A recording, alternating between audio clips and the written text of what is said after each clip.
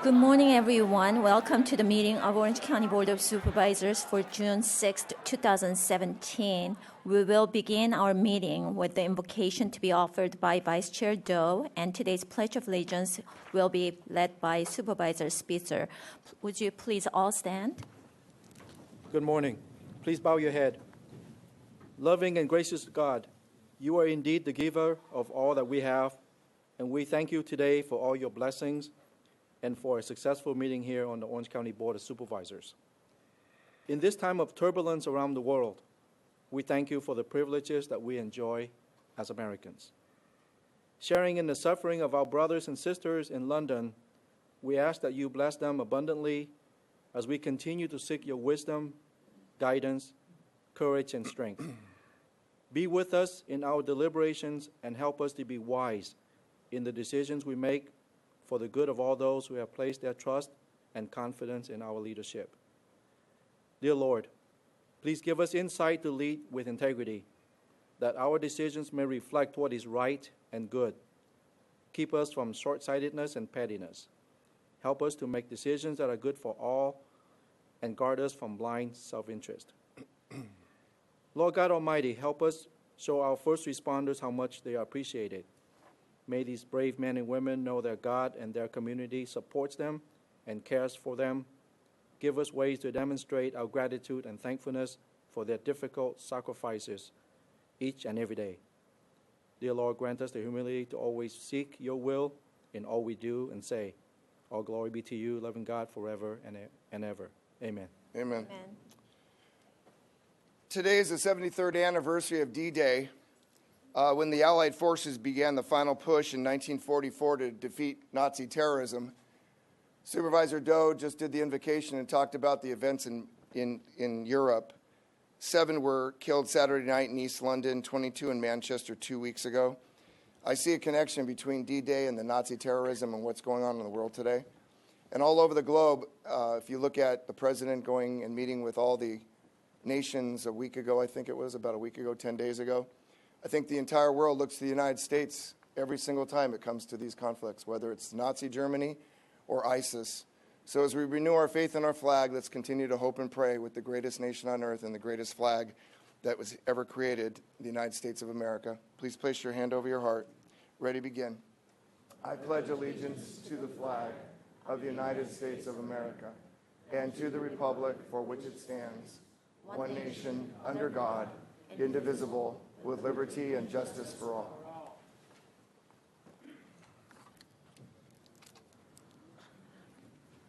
Thank you, Vice Chair Doe and Supervisor Spitzer. Just a couple of reminders for today's meeting. Please use the side entrance to my left when entering and leaving the room. All other doors are alarmed and are for emergency exit only. Please set all phones to mute or vibrate at this time and for the duration of the meeting. A listing of changes to today's agenda along with agendas and requests to speak are located on both sides and at the back of the room. The board will be breaking for lunch around the noon hour, during which time we will recess to closed session. We will now move to the public comment section of the agenda. At this time, members of the public may address the Board of Supervisors on any items on the agenda, excluding public hearings, on any issue that is within the subject matter jurisdiction of the board. This is the only opportunity for public input except for scheduled public hearing items, and comments shall be limited to 3 minutes per person or otherwise. When you are called to speak, please step to the podium, and we request that you state your name and the city of residence for the record. Please note the light on the podium. The green light means you have 3 minutes. The light changes to yellow when you have 1 minute left, and the light turns red when your time is up. We ask that you observe the time limits so that all who wish to speak will have an opportunity to do so. When addressing the board, please address the board as a whole through the chair. Comments to individual supervisors or staff are not permitted. Madam Clerk, do we have how many speakers today? We have 69. Okay, we're gonna please call first three names, but we're gonna give 2 minutes each per speakers. County Council is okay to do it, right? That's correct. Under Rule 47, the chair, in your discretion, you may reduce the amount of time allotted to each speaker if the number of speakers would preclude the board from conducting its business in a reasonably efficient manner. So 2 minutes would be reasonable. Perfect. Thank you very much. Madam Clerk, please call first three names. I'm Paul Hike. I'm from Anaheim. I'm at the bridge of Kramer Place, and we have a few issues we need taken care of. One, we have a chemical-type toilet that we need chemicals for. It's an RV setup or a marine setup. Secondly, the bikes have to be taken out on a rack on the shuttles when they're considered a vehicle by DMV.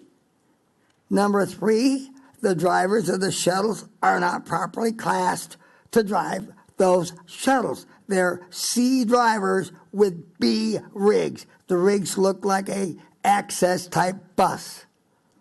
That's what I have to say. Thank you. Next speaker, please.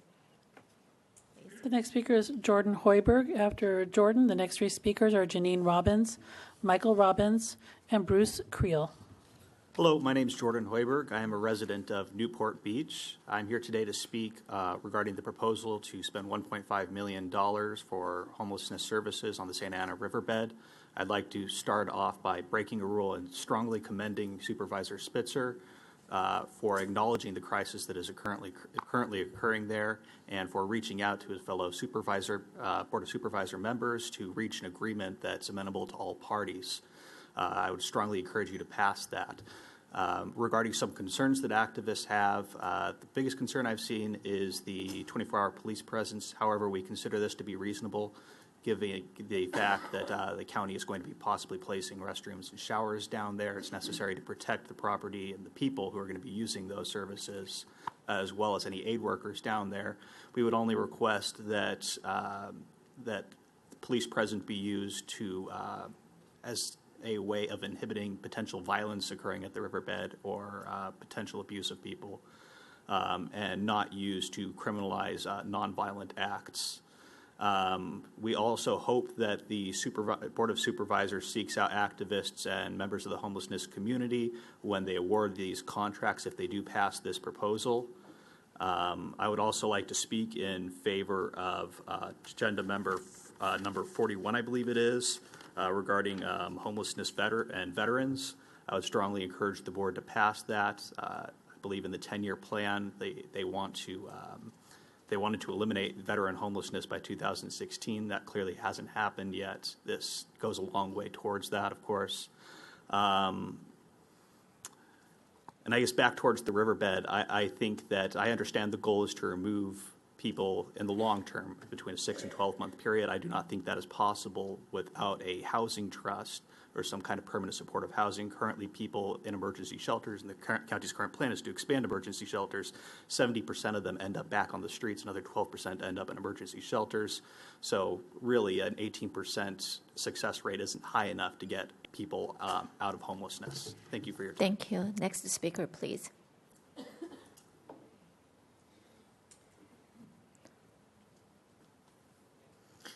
Good morning. My name is Janine Robbins, and I'm from Anaheim.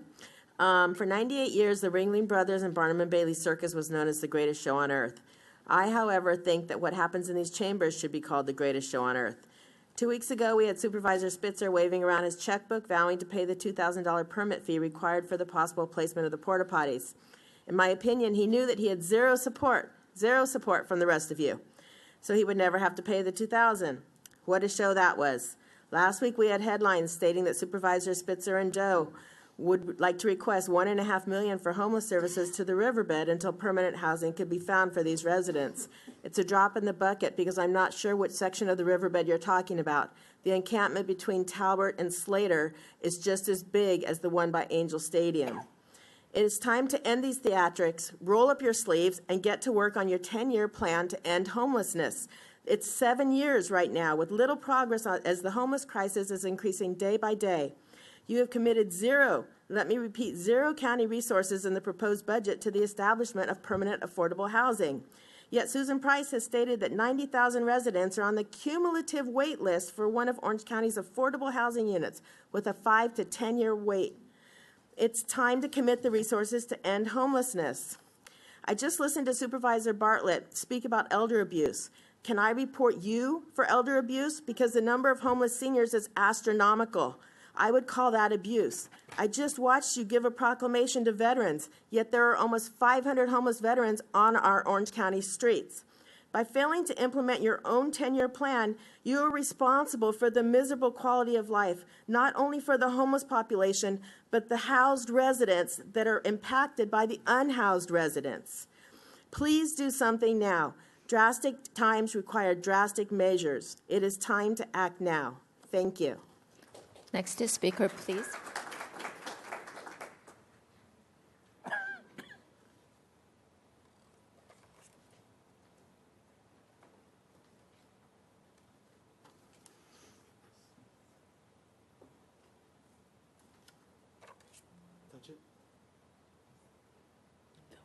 They'll turn on back here.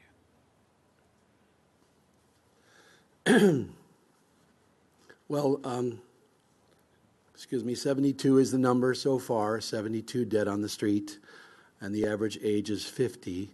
Some say it's about public health. We say it's about homeless health. Criminalization, confiscation, harassment, lack of proper sanitation facilities and clean water causes premature death. I believe we figured that out about 10,000 years ago as mankind. This is where I am. The true evil is when a good man sees a wrong and does nothing, and we're here to do that. And I do have to say, as activists, we're going to be here for a long time fighting for this. Also, we do have jobs. So after we speak, sometimes we leave early. I'll work for a couple hours, and then we'll go to the Anaheim City Council tonight, perhaps till midnight. These current policies, the current policies in place, are killing them fast. I hope you can bring the services there. I hope that there's 2 other votes along with 2 votes and make it 4 total for any money to bring them services at this particular time. But I do believe we're way, way behind on the services at this particular time. We have a 10-year plan, and I believe we're behind by about $250 million on helping these people. The obvious exponential growth in the homeless population will see OC hemorrhaging and homeless in the next few years unless we start addressing this with a lot of money right away. And we have to do something to refigure this. And we have to throw a lot of money at it because you're way, way behind. I'm not sure how this happened. You know, we step into it, and now I'm looking at it, we're going like, $50 million we could probably use this year, but we're behind $250 million. And I think we have to come up with that money somewhere. How are you guys going to come up with that? We're way behind. Let's do something, and let's do something fast, because I'm seeing people dying out there. When they take away their stuff, when they put them back on the street with nothing, I see that they're committing suicide, and I can send you that stuff if you'd like. Also, of course, I will send it to you. Thank you very much. Thank you. Next speaker, please. The next 3 speakers after Bruce Creel are Reverend Mark Whitlock, Karen Stoyanov, and Lynn Fujitsubo.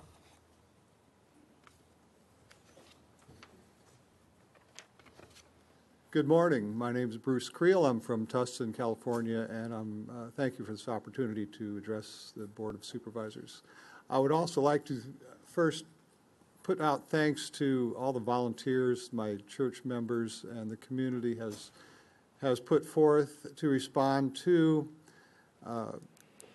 elder abuse, sex abuse, drug abuse, all types of abuses, fires. People have lost their homes on the riverbed. They've expended their own monies. They've expended their own time. They've expended all their own resources to help these people. And I know for a fact that I've called crisis intervention teams to come down to the riverbed, and they do not respond to the riverbed, nor do community resources respond to the riverbed. So I want to make special thanks and give them out to the people that have and continue to, and I would urge you to support the $1.5 million. It's a good start to the people that could make an impact of taking some of these homeless people off the riverbed. And I just would like to point out what one human life is worth. Is it worth 500,000 or 1.5 million? To me, it's priceless. So any impact they make down there is going to be a good impact. I pray that you do put toilets down there and showers and law enforcement. It is needed. And pay attention to the most ignored population of Orange County. And thank you for this time. Thank you. Next speaker, please.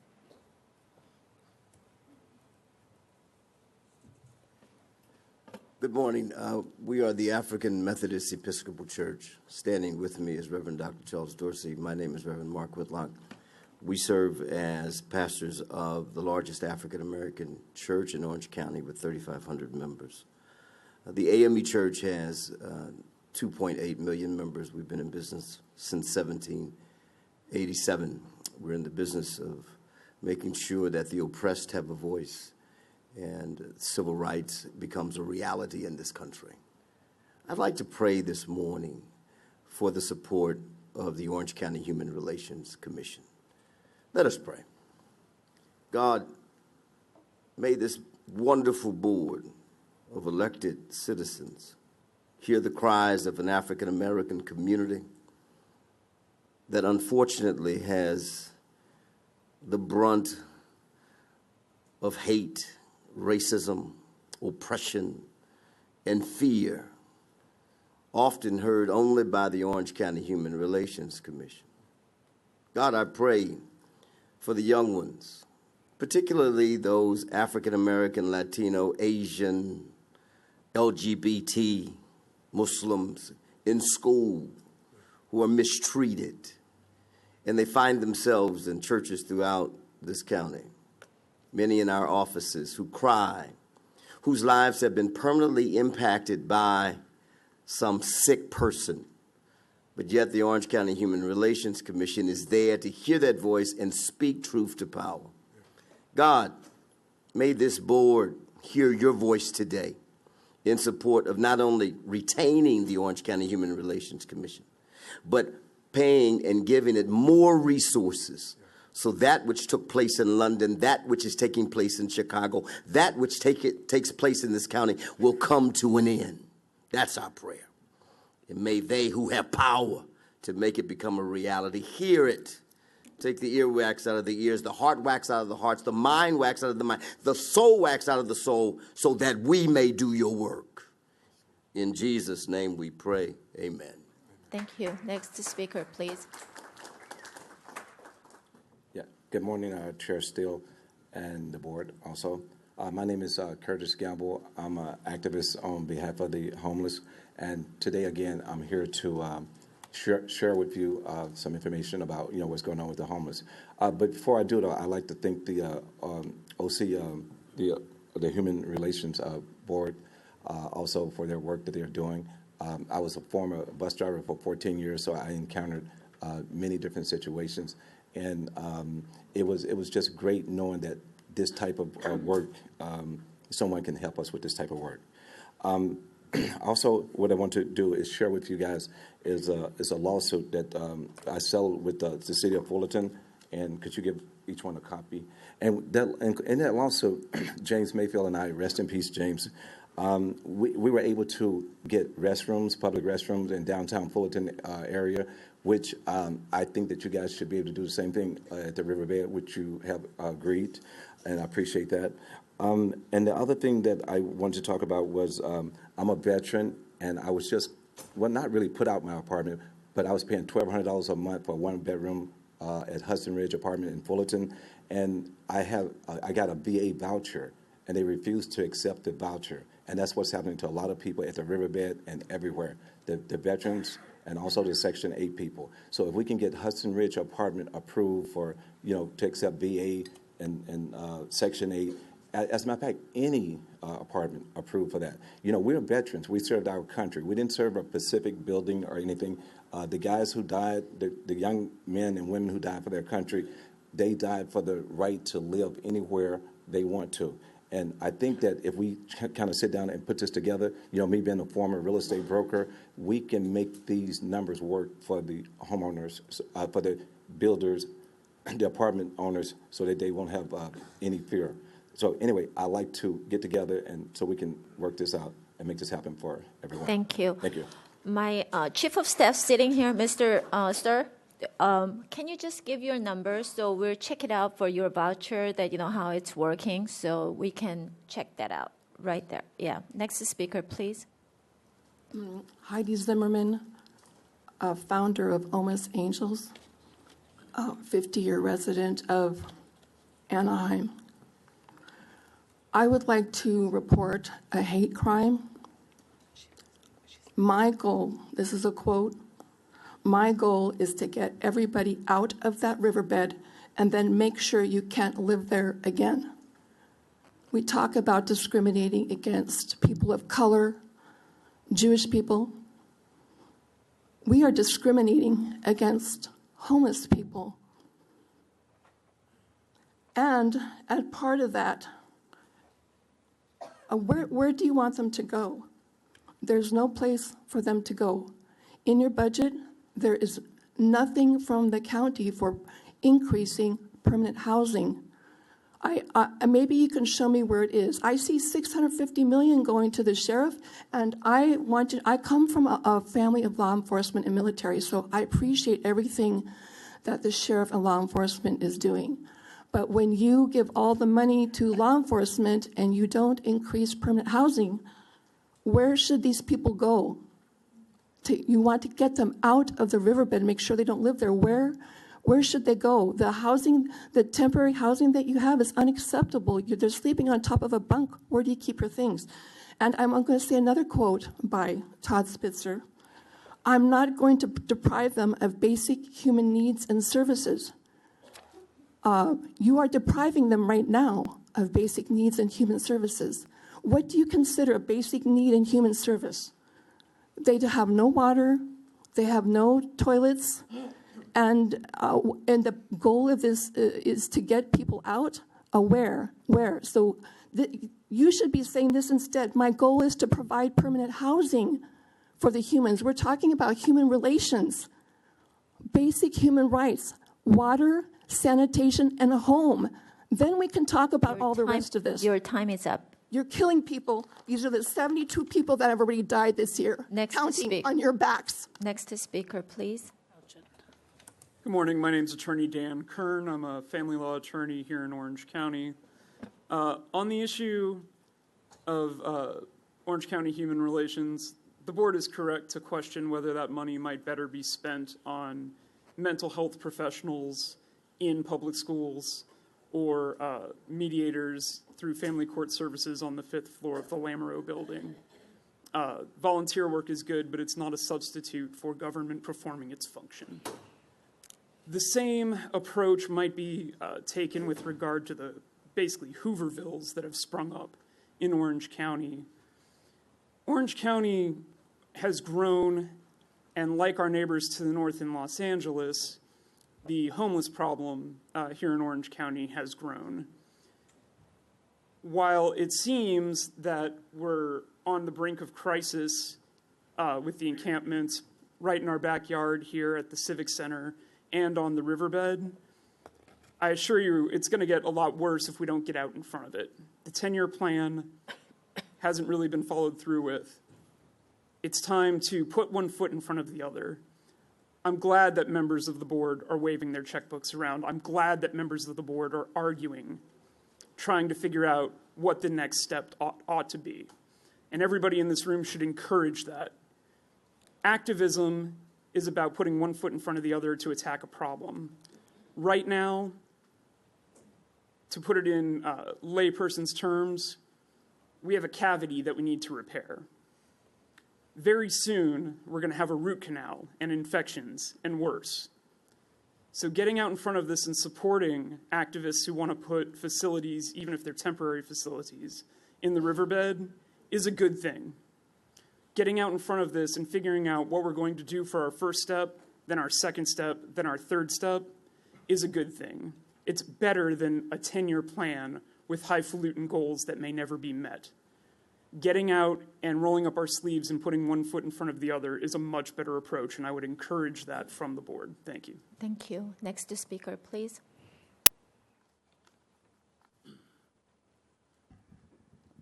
Good morning, supervisors. My name is Tim Houchin.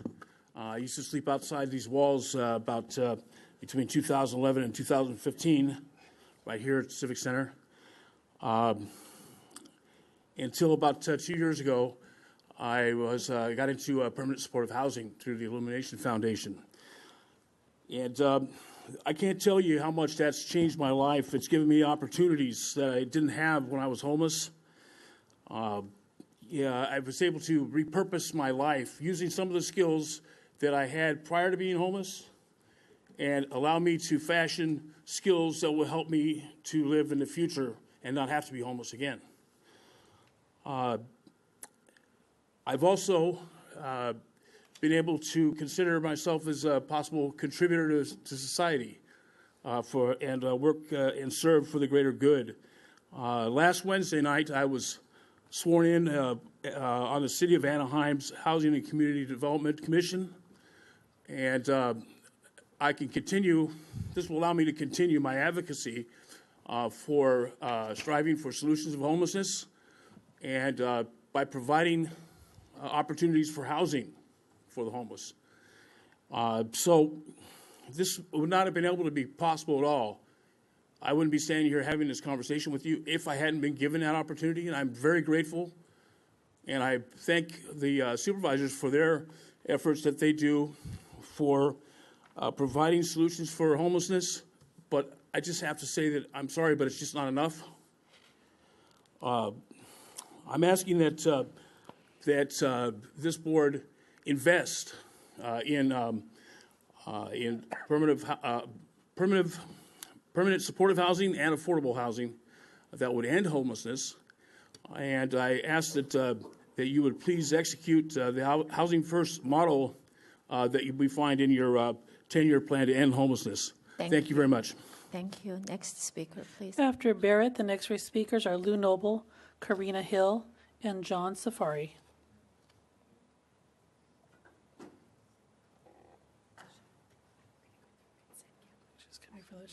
I have a speaker coming from the back. Yeah, they're coming from the back. Next three? Oh, they're Coming coming. from the back.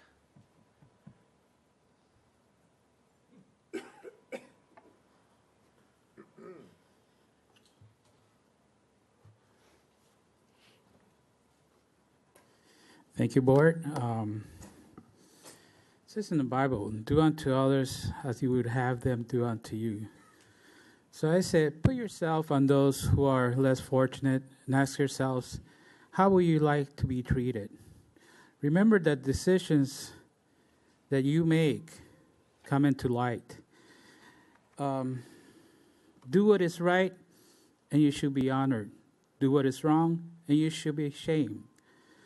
I just noticed that the $1.5 million to help the people in the riverbed with essentials like bathrooms and showers is not in the agenda.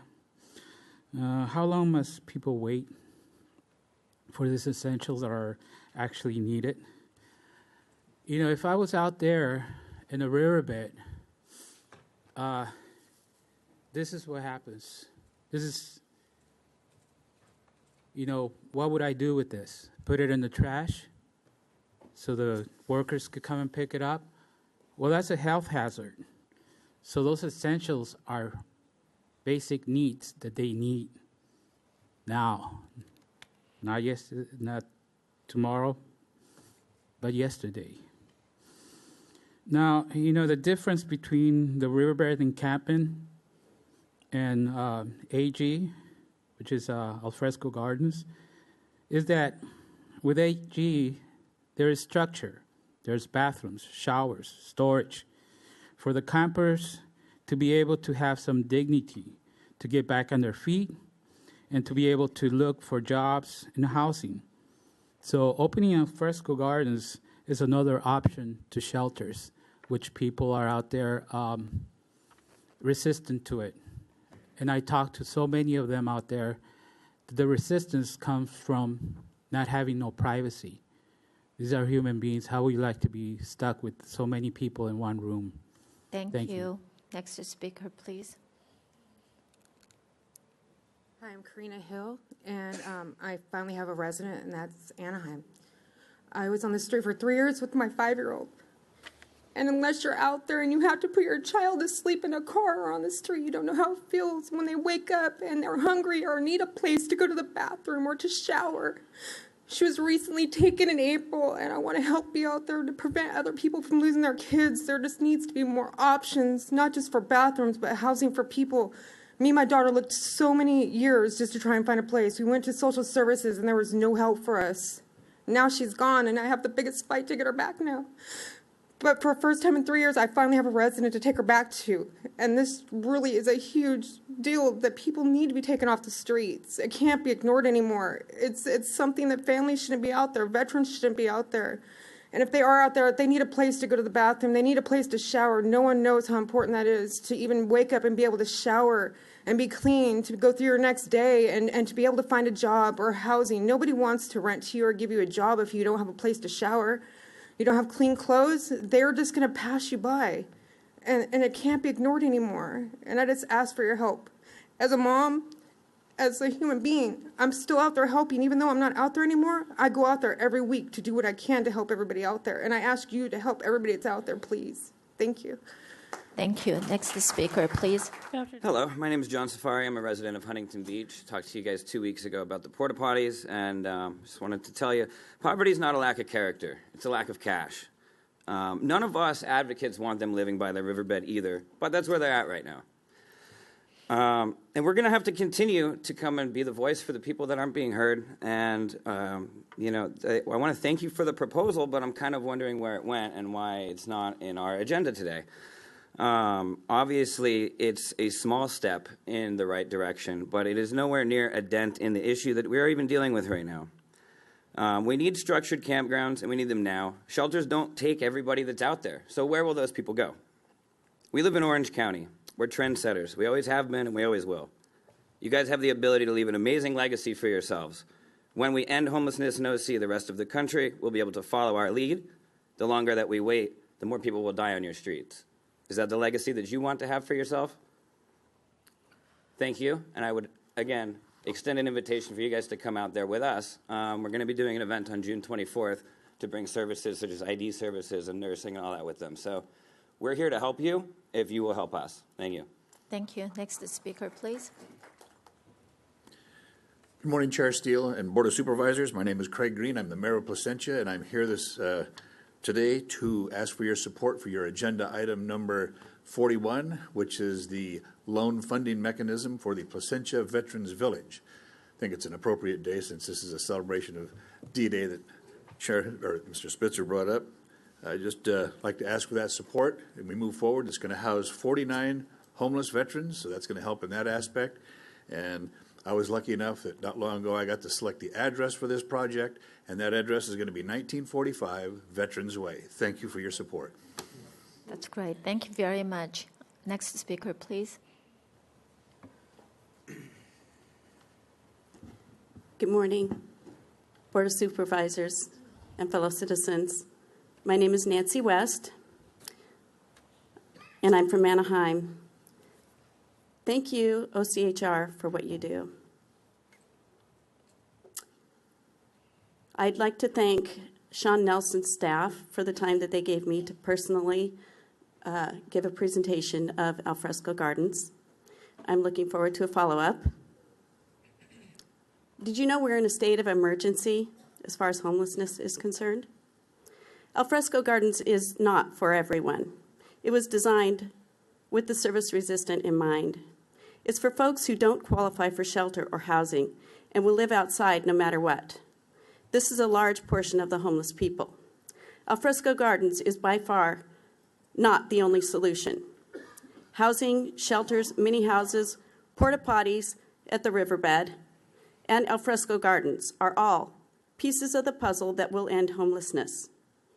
No one should be satisfied with only one. I believe housing should be the first choice, bottom line. But we don't know how long that will take. And people need a permissible place to sleep, shower, use the bathroom, and lock up their belongings now. Alfresco Gardens was meant to accommodate the service-resistant who are destined to live outdoors permanently, but it can be a licit place to wait for housing. The advocates who work tirelessly on the common goal to end homelessness should realize the significance of supporting all homeless solutions and should not be working to discredit any. Alfresco Gardens is a Band-Aid for some, but the only option for many, and doesn't take anything from those in need of housing. I worked very hard to put Alfresco Gardens together, from my heart, my own pocket, laborious fact-finding, and real-life experiences. Your time is up. Alfresco Gardens is not a gimmick. I have to question the intentions of anyone who would say such a thing. Thank you. Next speaker, please.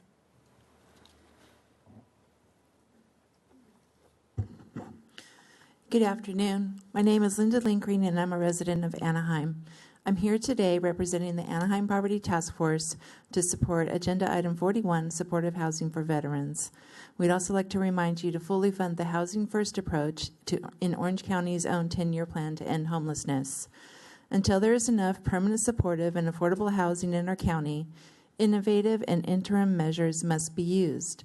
Therefore, we also support the $1.5 million for riverbed services. These services must include basic human rights to potable water, sanitation, shelter, and sleep. Quote, links to housing, unquote, will unfortunately not work until there is enough permanent supportive housing and affordable housing in our county. So again, please fully fund the Housing First approach. Homelessness ends with a home. Thank you. Thank you. Have any more speakers? No, we don't. Okay, then that concludes the public comment section. We'll now proceed to the agenda for this morning's meeting, and we're going to move on to 58B for homeless. Under Vice Chair Doe and Supervisor Spitzer, to address the needs of the encamped homeless population, waive all applicable requirements of Contract Policy Manual. Authorize County Executive Officer to enter into no more than 3 sole source contracts with service providers for services to encamped homeless population for triage operations, intensive case management, links to housing, and workforce development, not to exceed 12-month term. Direct County Executive Office to develop with Sheriff Coroner a plan to ensure continuous law enforcement presence in surrounding homeless encampments. Direct County Executive Officer to provide the board with report in 30 days concerning service providers selected and metrics, and make related findings. Okay, this item has been agendized by Supervisor Doe and Supervisor Spitzer, so whoever wants to lead. Okay. Great. Thank you, Madam Chair. Thank you, Supervisor Spitzer, for letting me start this item for us. Ladies and gentlemen, since the beginning of this year, in less than 6 months, we have received hundreds of public comments here in our meetings, specifically on homelessness, and in particular, the Santa Ana riverbed. This does not include the other hundreds of phone calls, letters, and emails directed to our individual offices here on the 5th floor. We know that homelessness in Orange County has grown since 2015, and we know that from our point-in-time count. That was the report that was released last month. Homelessness in this county is the same as it is across the U.S., has reached a crisis point. Hardly a week goes by without a major city sharing their lack of progress on this issue, despite having spent hundreds of millions and sometimes billions of taxpayers' dollars. As I put up on the screen, San Francisco spends, just in the Tenderloin area, $250 million a year, and citywide, $1 billion a year, with no significant improvement. And Los Angeles in 2016 alone spent almost $150 million, only to see the number of homeless increase by 23%. However, we must not lose hope. We, as a county, must address this issue in an effective and collaborative way. We must make it a priority because it is the right thing to do. And you know from the actions that we have taken as a board in the last year, it is a priority for us. Nevertheless, saying that addressing homelessness is the right thing to do is not the same as knowing which right thing to do, which thing we should do as a county.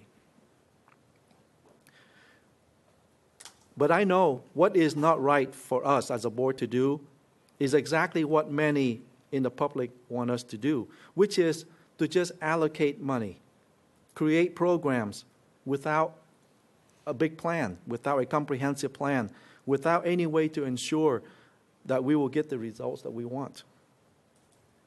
Good government doesn't follow a promise that if you just give us the money, we will provide you the solution. I don't think that's the way good government is. No, good governance requires that we have a plan. Be sure that we have buy-in from stakeholders, which is the cities and our community, have built-in performance metrics before we start spending the public's money. And that's what we've been doing. You have been seeing a lot of soul-searching, a lot of ideas, a lot of proposals from this board. And we've been working hard to provide possible solutions. And after hearing some of those thoughts and proposals, a homeless ad hoc committee was formed, consisted of Supervisor Spitzer and myself. And together, we are putting forth a pilot program. And this program is designed to position the county as the lead in providing the continuum of care services that are needed to assist our needy citizens out of homelessness, while at the same time balancing city engagement and public safety. But we also want to pay appropriate recognition that in some of these homeless encampments, that some people just simply have nowhere else to go. We recognize the human aspect of homelessness. But at the same time, we have an obligation and a responsibility to fulfill as a Board of Supervisors. So our pilot program that we are talking about today is another step towards a more comprehensive plan to end homelessness in Orange County. After our work at the courtyard here in Santa Ana and the bridges at Kramer Lane, we have identified as a board, I believe, that the solution to homelessness require a multi-phase approach. And these phases include triage operations, which include meeting basic bodily needs in emergency shelters. And I pause on that point because that's going to be the thing that will require probably the most discussion and the most clarity on. And then the next phase is intensive case management with wraparound services. Third is workforce training and development. And then, last but not least, links to housing, both transitional and permanent supportive housing. And I want to make it clear as we talk about permanent housing, because that has been thrown around a lot. Most housing issues do not rest with us on the Board of Supervisors. Those issues rest with the cities, because where we put the affordable housing, supportive housing, or even transitional housing, treatment centers, all those things require permits, zoning, and such from cities. And there's only so much land that the county has control over. And so necessarily any discussion of a solution to homelessness has to include our partners, both the cities and also the nonprofit organizations and our community. And so I believe that the time is clear that we must act now. And why do we need to act? If we do not take action, this crisis, especially the encampments, will pose dangerous risk to public safety, public health, and the environment. The area that we have been focusing on the most, which is the Santa Ana riverbed, if the human refuse that I'm sure that exists at those encampments contaminate the riverbed and ultimately the ocean, we will face significant fines at the state and federal level for creating a toxic environment. All it takes is the next big storm, a 20, 30-year storm, to come, wash all that down our flood channel. It'll go out to the ocean, and that's when we will face that jeopardy. The riverbed is not a safe place for human habitation. We must identify locations where basic human needs can be met in a humane manner. But at the same time, law and order must be maintained.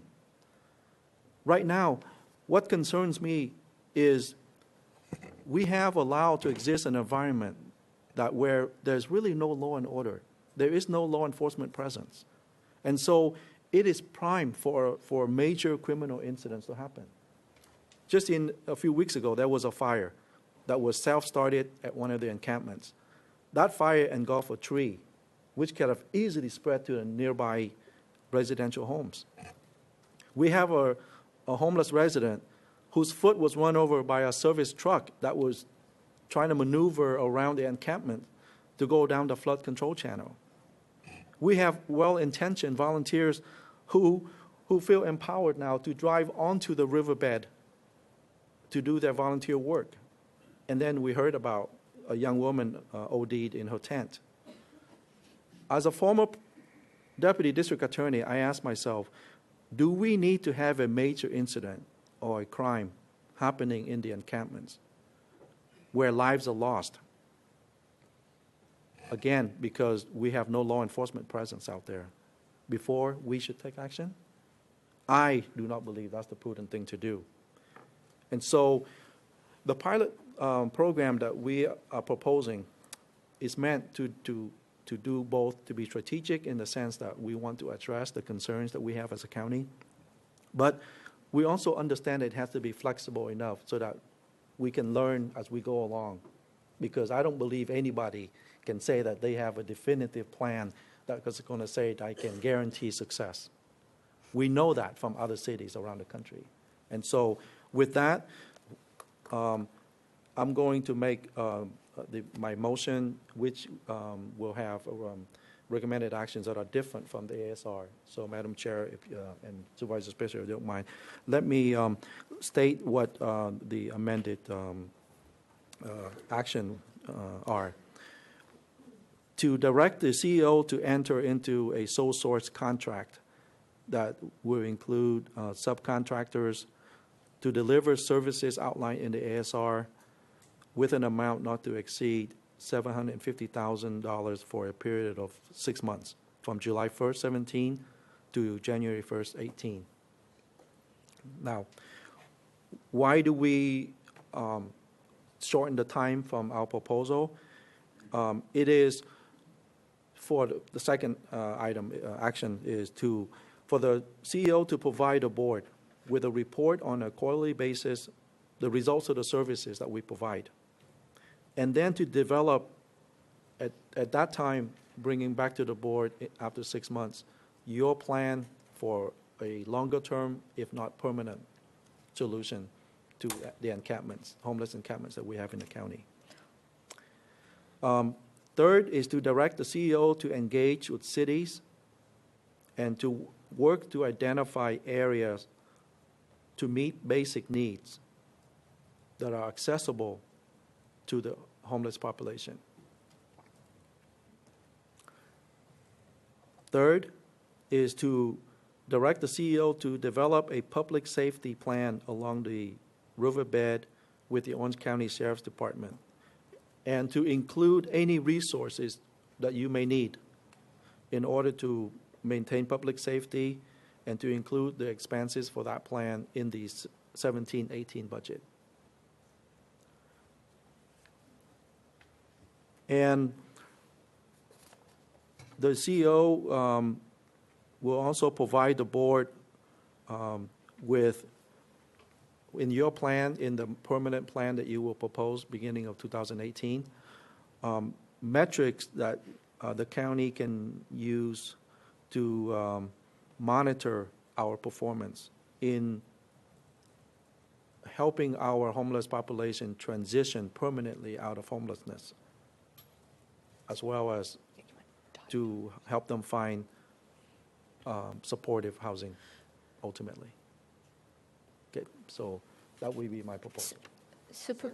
Okay, Supervisor Doe, Thank can you. I just add a few more there that I really appreciate that Supervisor Spitzer and Vice Chair Doe brought this item today, because this is an emergency item that, we really have to help. So I'm glad that you are doing 6 months pilot program, but can we add that within 3 months period that, we want to see initial report that what's going on from the staff, that what's happening, and the kind of like a, review and what happened. And then second thing is, let's make sure that work with the cities, Orange and Anaheim, because Supervisor Nelson already talked to City of Anaheim. They already have funding, and a lot of cities, they have funding. So that $750,000 has to be including the city fundings too. So we're going to give direction to the staff that work with the cities and getting funding. So it doesn't have to be that only coming out from the county, because this is the city matters too, so we're going to work together. Is that okay? Yeah, I can speak to that if I have your permission. Okay.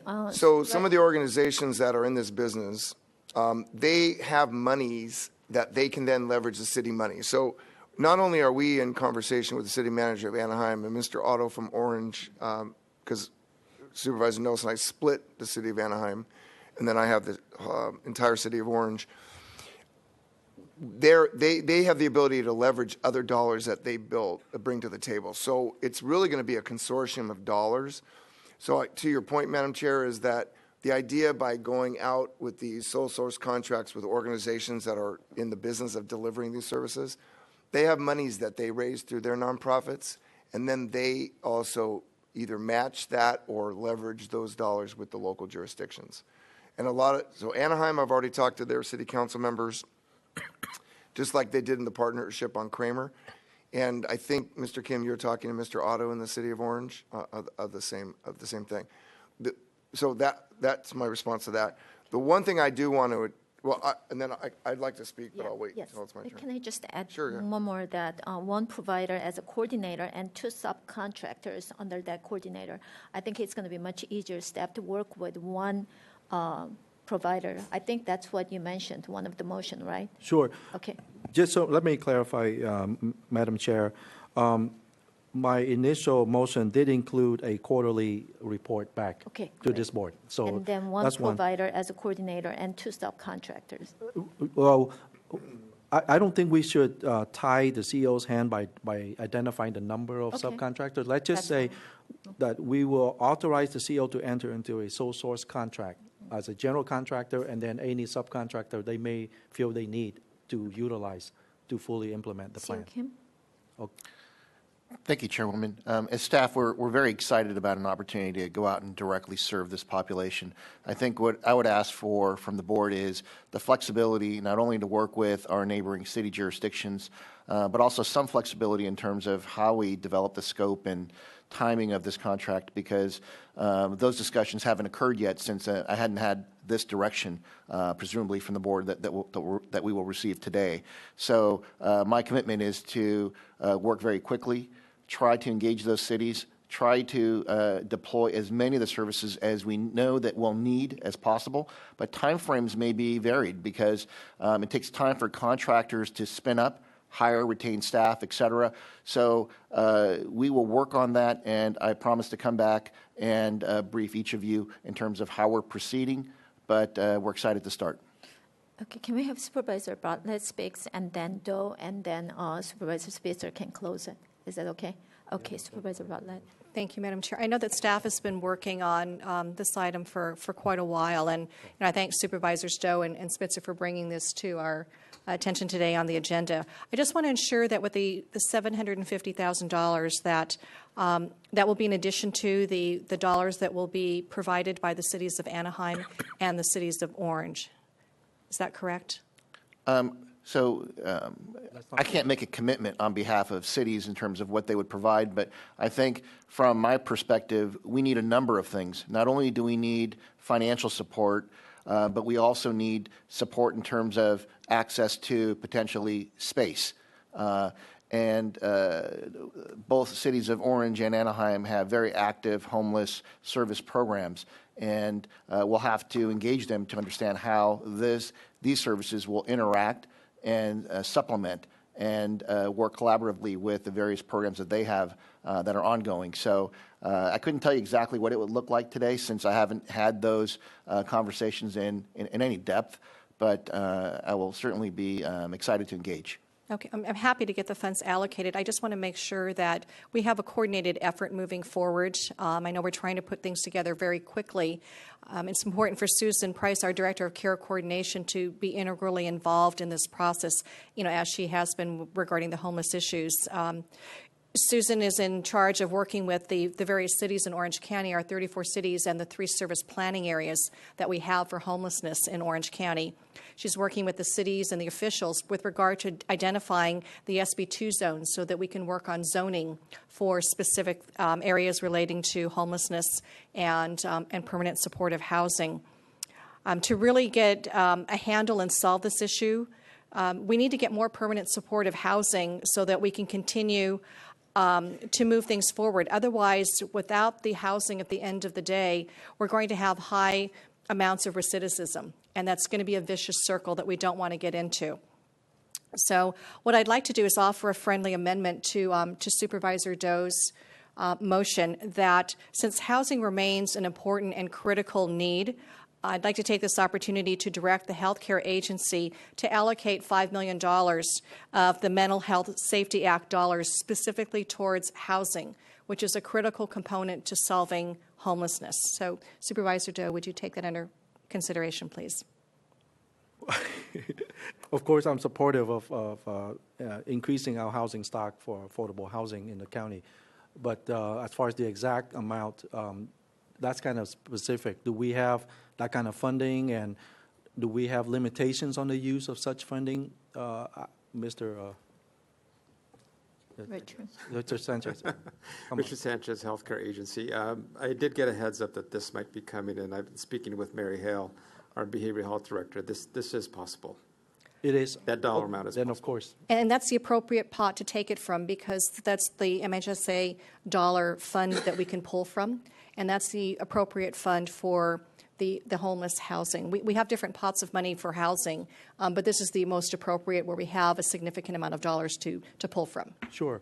Of course, the how we administer the fund would be something that you have to come back to the board on, right? Absolutely, and we will be bringing the MHSA plan in a couple of weeks, actually. Sure, yes.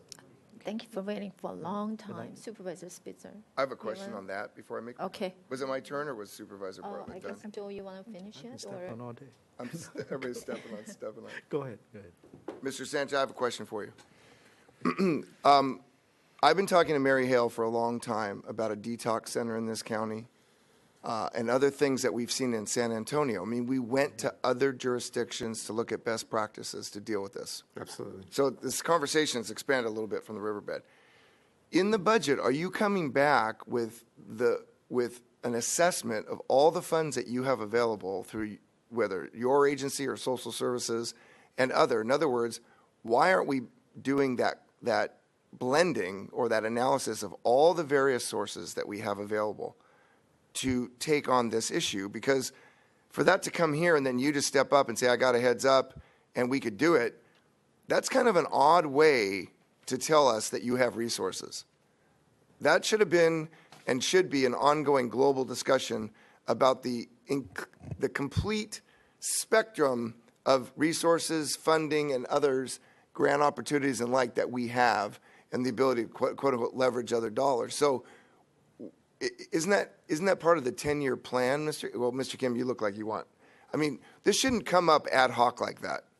It should be part of a comprehensive set of recommendations to the board. Certainly, and to the extent that we get questions that are specific from the board, we obviously provide that information. But in terms of how we manage our global set of programs that serve the homeless or needy population, that is incorporated into our financial plan. And in the financial plans that healthcare agency has developed, we do have carved out money for a facility such as what you just raised as a topic. So that's been something that's been on our radar, and to the extent that we have opportunities to exercise those types of opportunities, we are prepared and able to consider that. If I can make a comment on the earlier discussion about using MHSS money, we have to be very careful. There are restrictions on that. So to the extent that we're housing people that suffer from mental illness, that link has to be there in order for us to utilize that funding. So again, we're treating a subset of the population that is out in the flood channel and in other areas in Orange County. But that really speaks to the fact that we need multiple tools because there are multiple reasons for why people are in the condition that they're in with respect to homelessness. So with respect to that $5 million, I had a commitment from behavioral health that they were looking at crisis beds at a different location. In fact, my understanding it's in the budget, right? Is. Potential locations and these crisis beds. It will not affect those other discussions. So we can do multiple things at the same time, and we're prepared to do so. All right, I just want to make sure in this one little, aside, we didn't somehow block all this work I've been doing the last year with healthcare for crisis beds. No, we wouldn't do that. And in fact, we've had a number of questions from different media sources about how we spend money that serve homelessness. And in fact, I gave a directive, and we'll be providing information, and we'll have it posted on our website that indicate all of the various programs that we have that provide services, as well as the direct homeless funding components. And we'll provide that. It'll be up before our budget hearings, and we're prepared to, respond to any questions that we get from either the board or any of our stakeholders. All right. So that was just my follow-up on that. Was it Supervisor Doe, then me, or make my comment? When should I make my generic comments? Can I just tag in real quick because it follows what you just said. The point that, or the question that Supervisor Spitzer posed illustrate very clearly the limitation that we have as a county on what we can do. We as a board have allocated money for the crisis centers, the crisis stabilization unit. How long now? Almost a year. And guess what? How many new locations have come online? 0. Why? Because we can't get approval from the cities. So, therefore, the point that Supervisor Spitzer raised is a legitimate one, and and when we discuss what the county should do and can do, please let's keep this in mind that no matter what our intentions are and what our actions are, we need our partners to go along with us. And I do have some other comments on the cities, but I don't want to take up Supervisor Spitzer's time. If you need to, go ahead, but I do want to follow up on what the CEO mentioned earlier. So I want to thank Supervisor Doe and his staff for all their hard work, and thank my staff for all their hard work, and the other agencies that helped put all this together. So, Andrew, I want to thank you for your leadership. Just a couple things. If you go through downtown Los Angeles, whether recently or 40 years ago, Skid Row has been Skid Row for 50 years. When I was a high school teacher in 1984 across the river at 4th and Soto at Roosevelt High, I actually went to Skid Row and brought a speaker who lived on Skid Row to my class in East LA to share his situation with my students. And you could drive through there today, and it's as bad, if not worse, than it's ever been. We cannot allow the riverbed to become Orange County Skid Row. And we are moving in that direction. It is not a place that people should be habitating. It is a riverbed. During the rainy season, violent amounts of water ran through that area. People were living down in that channel, and they had a retreat to safety, but we could have had some serious injuries or death there. That is not a place for people to live, number one, and we also have a bike trail there. And it is open to the public to use that for recreation. So to me, this is the overarching issue here is to get to the point where that area is closed permanently. And it goes back to being what its intended purpose was. It is a channel that carries water from various areas in the county and Southern California, the mountains, to the ocean. So that's number one. But number two, we have to treat people humanely. And it sounds like we all are in agreement.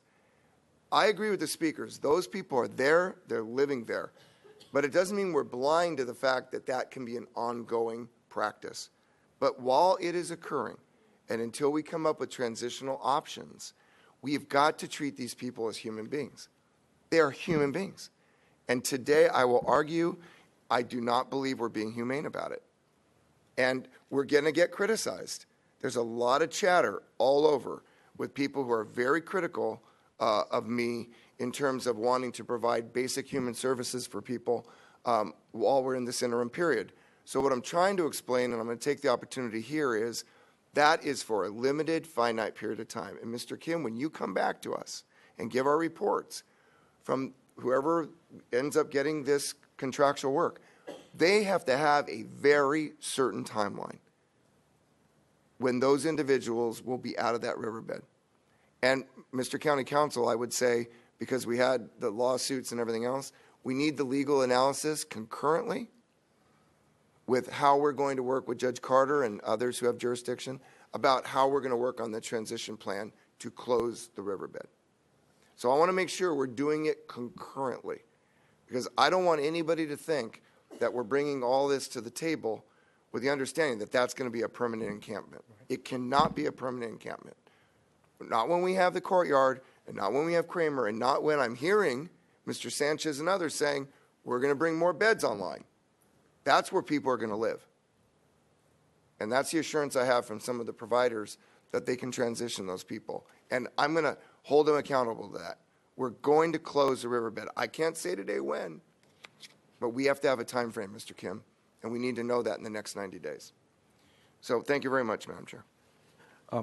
Before we take the vote, Madam Chair, I just want to assist the CEO in pleading to the cities.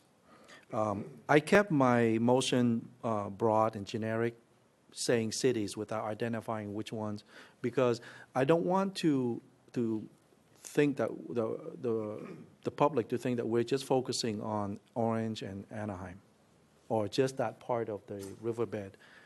We have hot spots all along the riverbed in different cities, different parts of the county. And so my motion is meant, again, this is the first step. We can start there, but this is meant for you to engage all cities that may be affected by it.